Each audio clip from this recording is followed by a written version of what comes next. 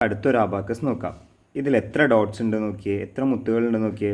1 2 3 4 5. ഇപ്പോൾ ഇരിക്കുന്ന രീതിയിലാണെങ്കിൽ ഹൺഡ്രഡ്സ് എത്ര എണ്ണമുണ്ട്? 5 എണ്ണമുണ്ട്. 5 ഹൺഡ്രഡ്സ്. ടെൻസ് നോക്കാം നമുക്ക്. 1 2 3 4 5. 5 പത്തുകളുമുണ്ട്.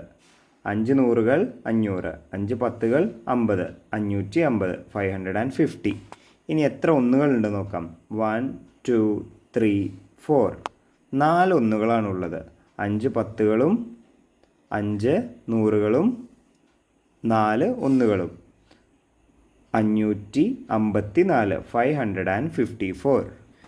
ഇനി ഇതിലെ മുത്തുകൾ നമുക്കൊന്ന് മാറ്റിയിട്ട് ഇതും കൊണ്ട് കിട്ടുന്ന ഏറ്റവും വലിയ സംഖ്യ, 14 മുത്തുകൾ ഉപയോഗിച്ച് കിട്ടുന്ന ഏറ്റവും വലിയ സംഖ്യ എത്രയാണെന്ന് നമുക്കൊന്ന് നോക്കി നോക്കാം.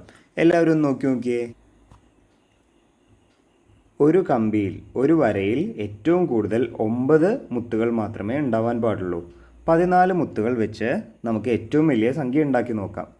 1 2 3 4 5 6 7 8 9. 100ൻ്റെ വരയിൽ എത്ര മുത്തുകളായി? 9 മുത്തുകളായി. ഇനി 10ൻ്റെ വര നോക്കിയാലോ. 1 2 3 4 5. എത്ര മുത്തുകളായി? 5 മുത്തുകൾ. അപ്പോൾ ഈ നമ്പർ എത്രയാ? 950. 14 മുത്തുകൾ വെച്ച് അബാക്കസിൽ ഉണ്ടാക്കാൻ പറ്റുന്ന ഏറ്റവും വലിയ സംഖ്യയാണ് 950.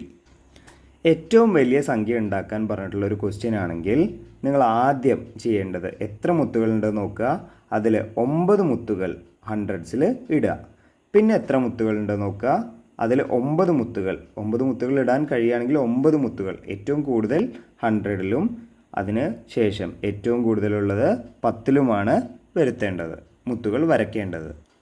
ഇനി ഏറ്റവും ചെറിയ സംഖ്യയാണ് നിങ്ങളോട് ഉണ്ടാക്കാൻ പറയുന്നതെങ്കിൽ ഏറ്റവും കൂടുതൽ മുത്തുകൾ നിങ്ങൾ 1ലാണ്, 1ൻ്റെ വരയിലാണ് ഇടേണ്ടത്.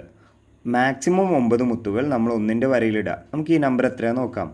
1 2 3 4 5 6 7 8 9. 9 ഒന്നുകളായി, 9 വൺസായി. അതിനുശേഷം മാക്സിമം മുത്തുകൾ 10ൽ നോക്കാം. 1 2 3 4.